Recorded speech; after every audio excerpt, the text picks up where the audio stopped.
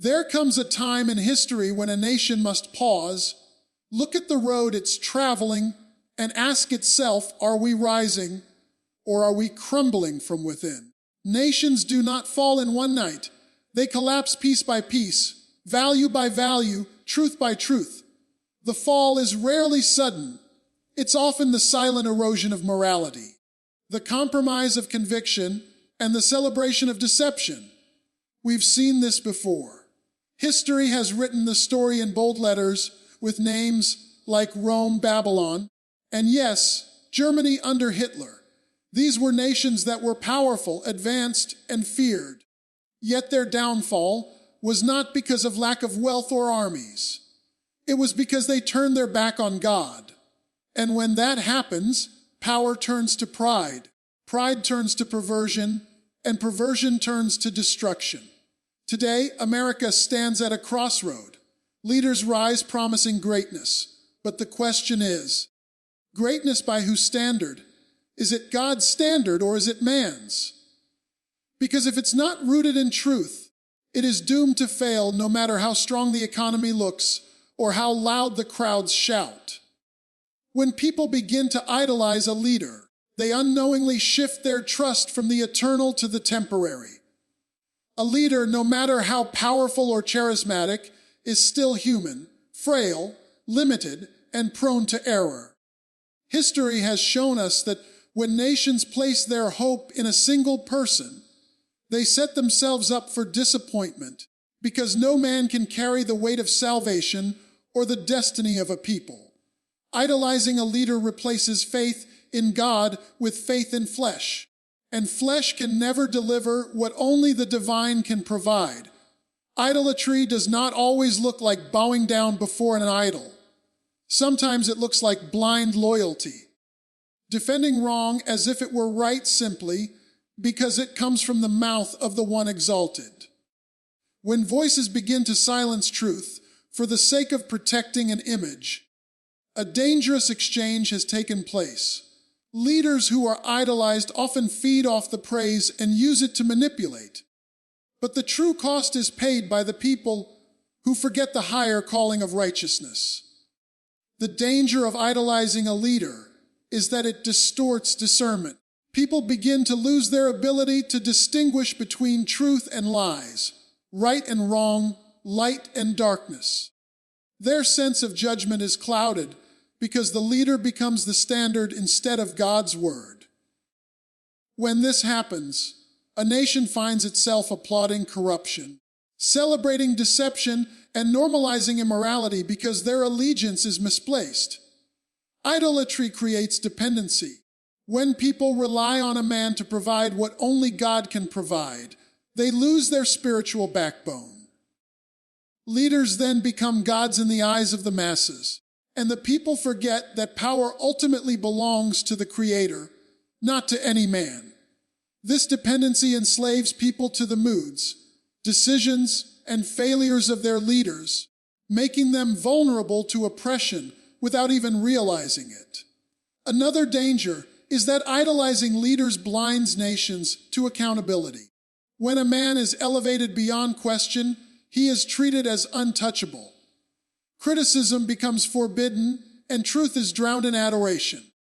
Leaders who lack accountability often descend into corruption, and their unchecked pride becomes the downfall of the very people who lifted them too high.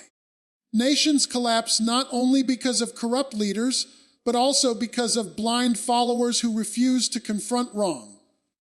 History paints this lesson in bold strokes.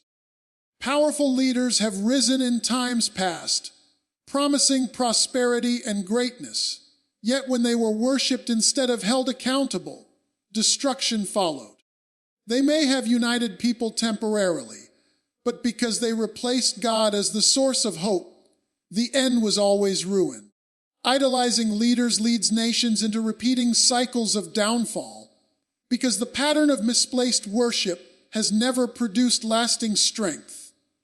When leaders are idolized, fear replaces faith. People begin to believe that without this person, the future is hopeless. They begin to cling to the leader more than they cling to God. Fear becomes the controlling force, and in that fear, people justify compromise. But God never designed leaders to be saviors. They are meant to guide, not to replace the one true king. The heart of the danger lies in forgetting who truly rules. God raises up leaders and he removes them. But when the people forget this truth, they treat a leader as though his power is eternal. This creates a culture of misplaced worship, where loyalty to man overshadows obedience to God. And when obedience to God is abandoned, a nation begins to lose its moral compass. Idolizing leaders also distracts people from their own responsibility. Instead of standing for truth themselves, they hide behind the leader's image, expecting him to fight every battle. This weakens the people and empowers corruption, because real transformation has never come from one man. It has always come when people collectively return to God. Idol worship drains personal conviction and replaces it with empty admiration. Ultimately, the danger of idolizing leaders is that it steals glory from God. It is God who gives breath, wisdom, and authority, yet when man takes that place in the hearts of people, glory is misplaced. Nations that idolize leaders do not simply fall politically, they fall spiritually. And once spiritual collapse begins, no earthly leader can hold it together, because the hand of God is the only foundation strong enough to preserve a nation. When lies become the foundation of a nation, truth is no longer valued, and deception becomes the accepted language of power. Leaders who thrive on lies craft narratives that manipulate the minds of people, shaping perception while burying reality. Once lies are normalized, trust erodes, not only between people and leaders, but also among citizens themselves. A society built on falsehood cannot stand firmly, because deception weakens the moral framework that holds communities together. Lies are dangerous because they spread quickly and sound appealing to ears that are desperate for hope. People would rather cling to a comfortable lie than confront an uncomfortable truth. When leaders use lies as currency, they trade in false promises, creating illusions of prosperity and strength, while behind the scenes corruption eats away at the foundation. This deception eventually leaves a people bankrupt, because lies cannot sustain the weight of reality. The problem with a nation built on lies is that truth tellers become enemies. Those who dare to confront deception are silenced, mocked, or pushed aside because their voices threaten the illusion. A culture of dishonesty thrives by punishing integrity and rewarding manipulation. When this becomes the norm, the nation begins to celebrate falsehood and scorn truth, creating an upside-down society where darkness is called light and evil is called good. Lies also have a multiplying effect. One lie requires another to cover it, and soon an entire system is created to sustain the original deception. This system traps both leaders and followers, binding them in a web of falsehood so tightly that escaping becomes nearly impossible without exposing the entire structure. Eventually, people begin to live inside the lie so long that they lose the ability to recognize truth when it confronts them. When a nation thrives on lies, justice is distorted. Courts, policies, and decisions are manipulated not by facts but by fabricated stories. The weak are oppressed because the truth of their cries is ignored in favor of convenient narratives. The powerful exploit lies to secure control, while the voiceless suffer in silence because their truth carries no weight against the machinery of deception. This destroys the very essence of fairness and leaves wounds that generations struggle to heal. The weight of lies becomes evident in the way people interact with each other. Suspicion grows because no one knows who can be trusted. Families divide, communities split, and friendships shatter under the pressure of conflicting narratives. Lies not only break trust in leadership, but also tear apart the very fabric of unity among people. What was once a strong bond of community becomes fragile, because the glue of truth has been replaced by the poison of deception. Lies also enslave. A nation that builds itself on deception finds itself controlled by fear, because fear is the constant companion of falsehood. Lies require force to be maintained, and fear is the weapon used to silence questions and suppress opposition. People who believe the lie are bound by it, and those who see through it are too afraid to speak. This environment breeds oppression, where freedom is exchanged for conformity. When lies dominate, the conscience of a nation begins to harden. People grow numb to corruption, scandal, and immorality because they have been conditioned to expect deception. Outrage fades into acceptance, and acceptance becomes complicity. A fallen nation loses its sensitivity to sin, becoming comfortable with wickedness as long as the lie makes it appear tolerable. This deadening of conscience is the silent death of moral integrity. The danger also lies in the generational effect. Children raised in a culture of lies grow up believing dishonesty is a way of life. They inherit a legacy of corruption, without even realizing they are trapped in a cycle of falsehood. When truth is absent, hope is distorted, and the future becomes uncertain because no stable foundation has been passed down to them. Lies rob the next generation of clarity, direction, and vision. In the end, when lies become the currency of a nation, destruction is inevitable. Falsehood may hold power temporarily, but it cannot endure forever. Reality will always confront deception, and the collapse of a system built on lies is certain. The greater the lie, the greater the fall when truth finally breaks through. A nation that chooses deception over truth chooses decay over strength, and that decay always begins in the heart before it shows up in the land. Division has always been one of the enemy's most effective weapons, because when people are divided, they are weakened from the inside out. A nation doesn't collapse first because of an enemy outside its walls, but because of the strife within. Division creates cracks in the foundation, and through those cracks, chaos seeps in. When people no longer see each other as brothers and sisters, but as rivals and enemies, the devil gains the foothold he needs to plant destruction. The devil thrives where unity is absent. Division feeds him because he knows that a house divided against itself cannot stand. He doesn't need to fight directly when people are busy fighting each other. When bitterness, resentment, and anger are stirred up among communities, it becomes easy for evil to flourish, because everyone is too distracted by conflict to notice the deeper schemes at work. Division blinds people to the real enemy, causing them to strike one another instead of resisting darkness together. The enemy also understands the power of unity, which is why he works tirelessly to destroy it. When people stand together with one voice, they are unstoppable, but when separated, they are vulnerable.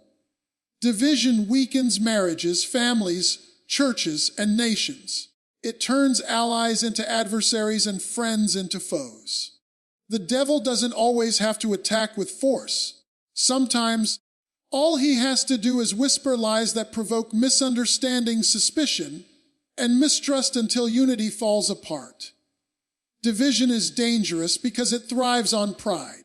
When people are more concerned about proving themselves right than seeking the greater good, conflict deepens. Pride refuses to listen, refuses to forgive, and refuses to yield. This is exactly the soil where the devil plants seeds of hatred. He takes advantage of self-centeredness to magnify differences and minimize common ground, creating an atmosphere where hostility grows stronger than love. In a divided environment, truth becomes harder to recognize. People start aligning themselves not with what is right, but with who they prefer, elevating opinions over principles. When loyalty to groups or ideologies overshadows loyalty to truth, confusion reigns. This confusion is the devil's delight because it blurs clarity and keeps people enslaved to arguments rather than pursuing justice, peace, and righteousness. Division also silences progress. When people are busy tearing each other down, nothing productive can be built up. Energy that should be used to create, restore, and grow is wasted on endless battles. Communities lose their strength, and nations lose their vision because division drains the life out of collective efforts. The devil knows that as long as people are divided, they will remain stagnant, never moving forward with the potential they truly have.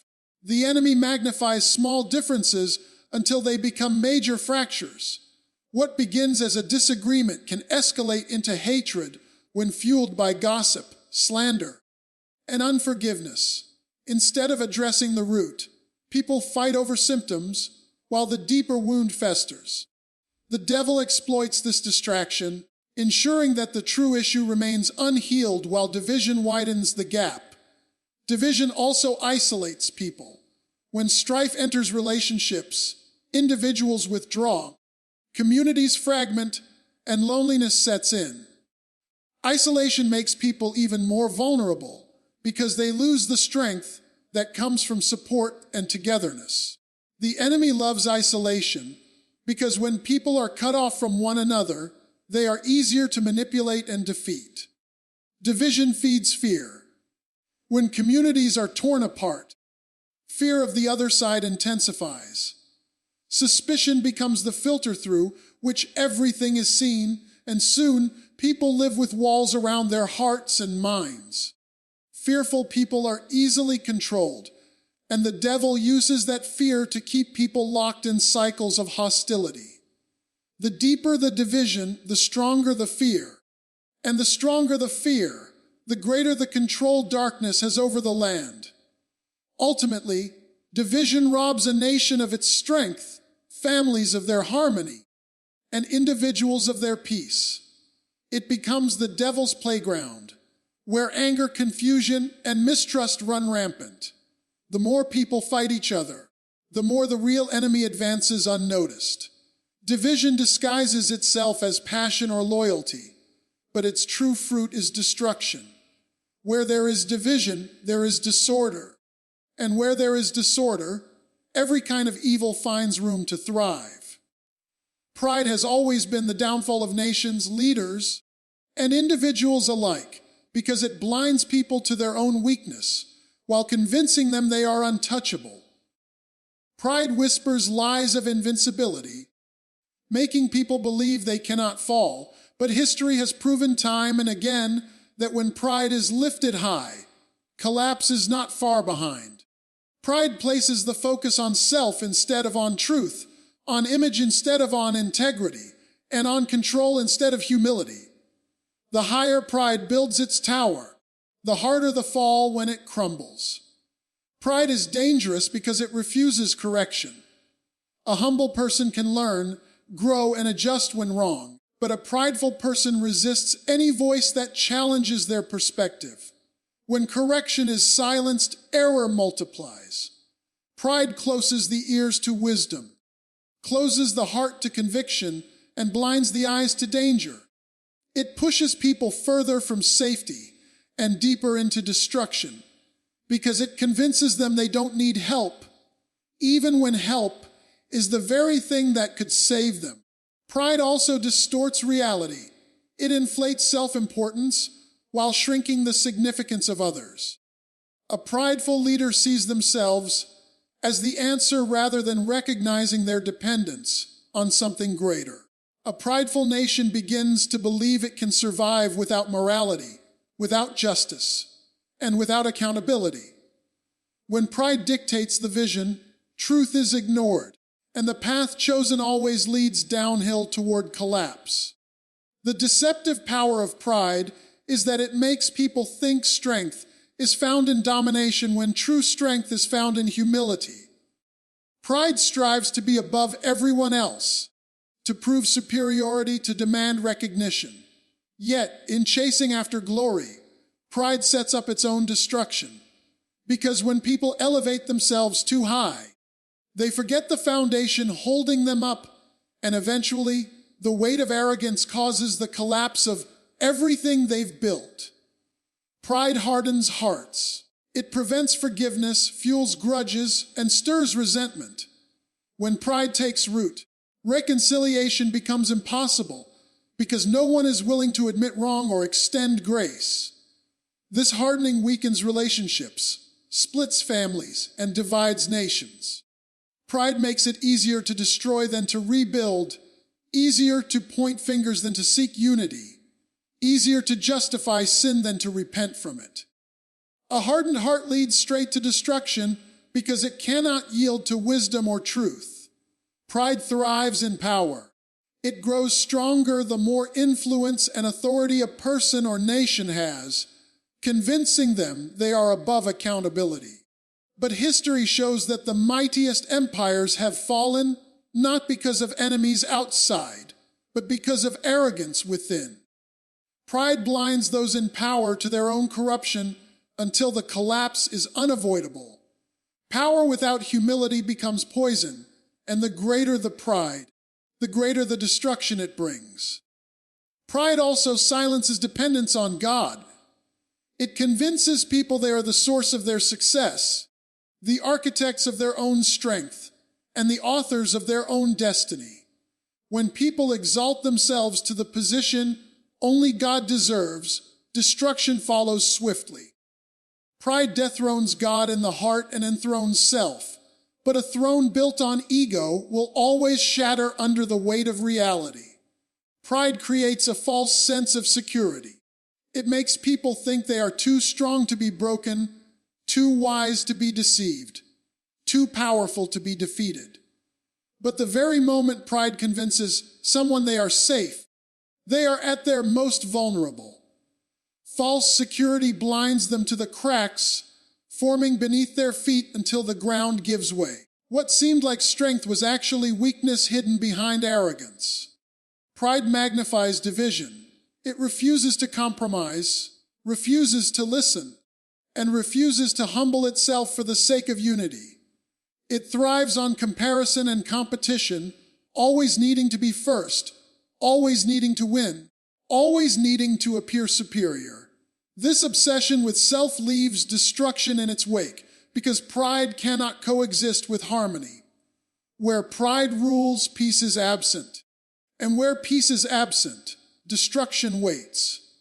Pride deceives people into chasing after glory, recognition, and power while ignoring the warning signs of decline. It builds up false kingdoms of ego that cannot stand the test of time. Every collapse in history, from nations to leaders to families, has been preceded by the rise of pride. Pride is not just a flaw of character. It is a pathway to destruction, a disease that eats away from the inside until nothing remains but ruins. Hope does not lie in politics, wealth, or power, because all of those things can crumble in an instant. Hope lies in something greater, something eternal, something unshakable, and that is in turning back to God. When a nation loses its way, when leaders fall into corruption, and when people are weighed down by despair, the pathway to restoration is not found in human strategies alone, but in repentance and returning to the one who holds all things together. Hope is not lost when God is still on the throne, and he calls his people to come back to him as the source of light in the midst of darkness.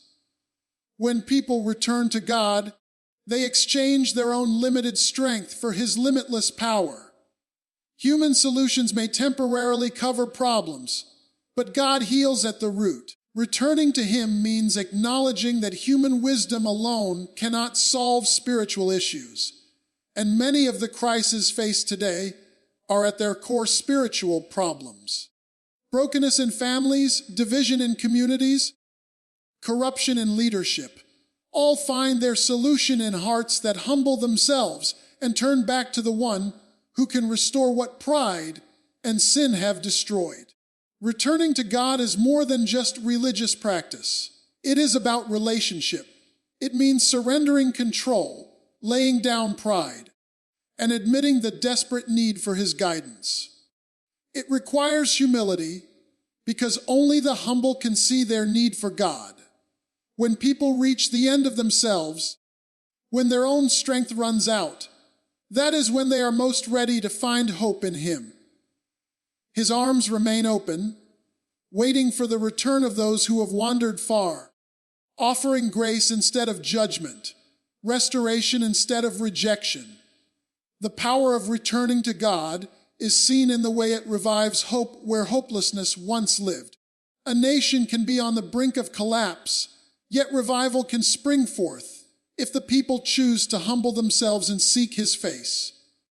Families can be broken, yet reconciliation can happen when forgiveness flows from hearts transformed by Him. Individuals can feel lost, yet find new direction when they align their lives with His Word. Hope is never out of reach when people choose to come back to the source of life. Throughout history, nations that turned back to God experienced renewal and strength. The same principle applies today. If individuals, families, and entire communities humble themselves, healing can follow. God has always been faithful to respond to repentance, to restore what sin has broken, and to bring life where destruction seemed final. This is why hope is never truly lost, because God never closes the door to those who return.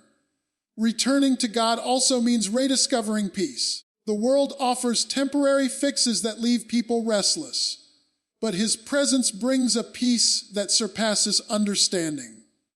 When hearts realign with Him, the chaos of life does not disappear, but the perspective changes. Instead of fear, there is trust. Instead of despair, there is assurance. Instead of uncertainty, there is confidence in His promises. Peace is the fruit of walking in step with the One who holds the future. When hope lies in God, even opposition cannot extinguish it. Evil may rise, corruption may spread, but the hope rooted in Him remains unshaken. This hope is not fragile, it is anchored in eternity. It reminds people that no matter how dark the world becomes, light will always break through, because God Himself is the source of light. To return to Him is to step back into that light, to live in the security that no darkness can overcome it. One of the most powerful aspects of returning to God is the transformation it brings on a personal level. When individuals surrender, cycles of sin are broken, chains of addiction are shattered, and new life begins. The change within one person can ripple out to impact families, communities, and even entire nations. Hope is contagious when it is born out of God's presence, because others see the difference it makes and are drawn to it.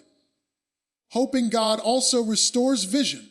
When people turn back to Him, their eyes are open to see beyond temporary struggles. They begin to live with purpose, guided by His wisdom, rather than being tossed by confusion or fear. Vision replaces despair, and direction replaces wandering. The path becomes clearer because the One leading them has already gone before them, making a way even when there seemed to be no way. At the heart of it all, the call to return to God is a call to life. Destruction, pride, and sin drain strength and leave emptiness, but God restores fullness, joy, and purpose. Hope is not found in clinging to failing systems or flawed leaders. It is found in surrendering to the One who never fails.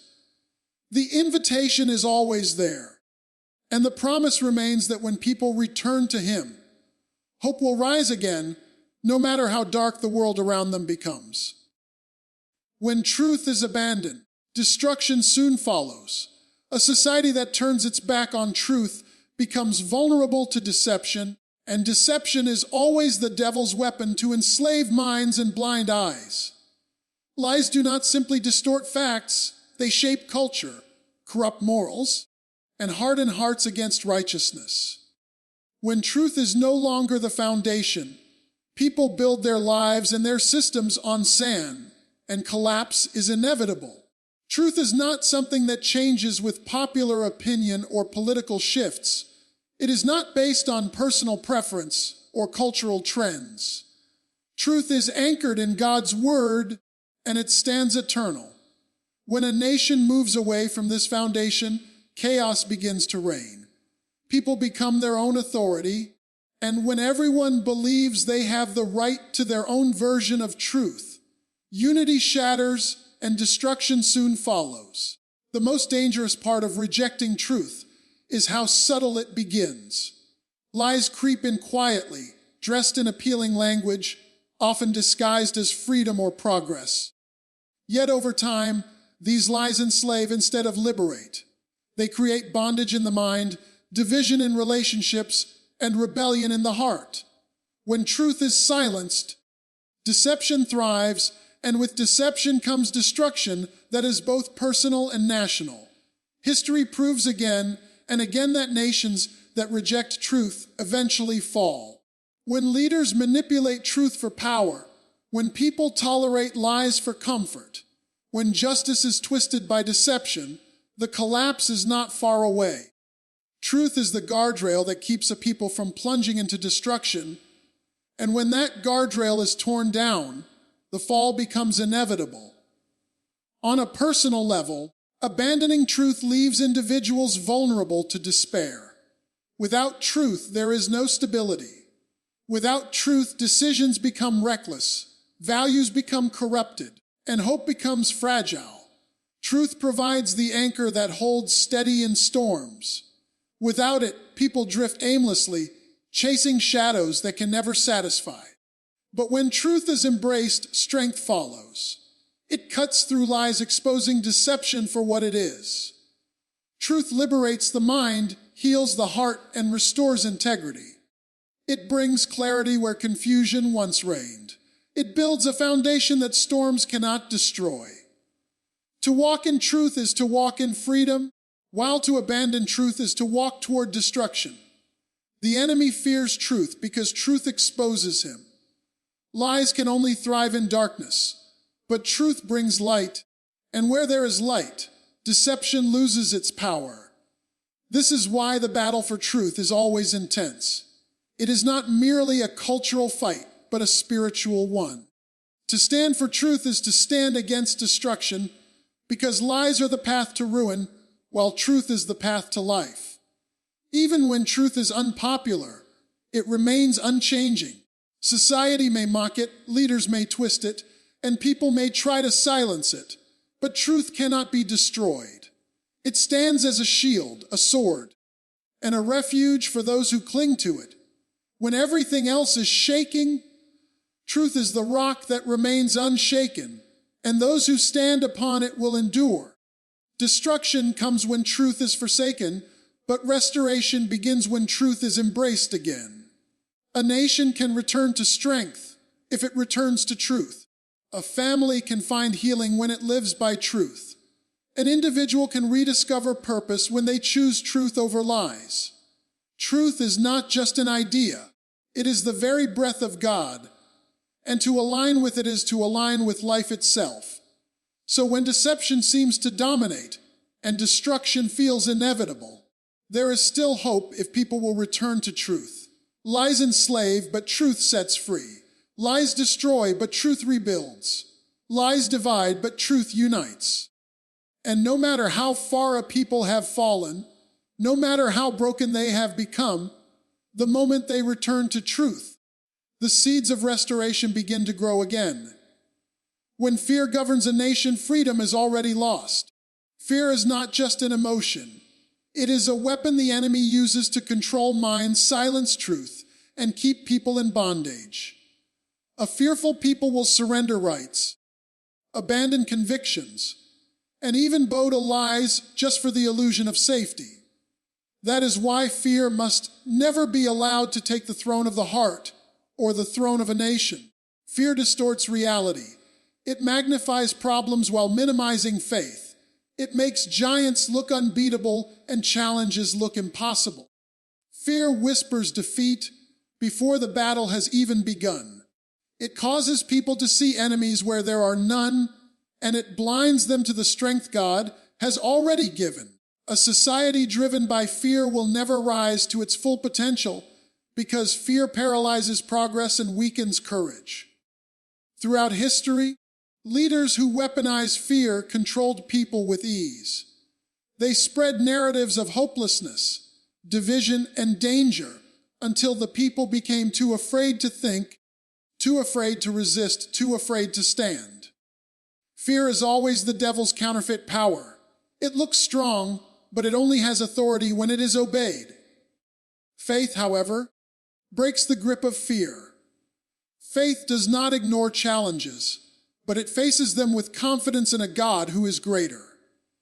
Faith declares that no enemy is bigger than his power.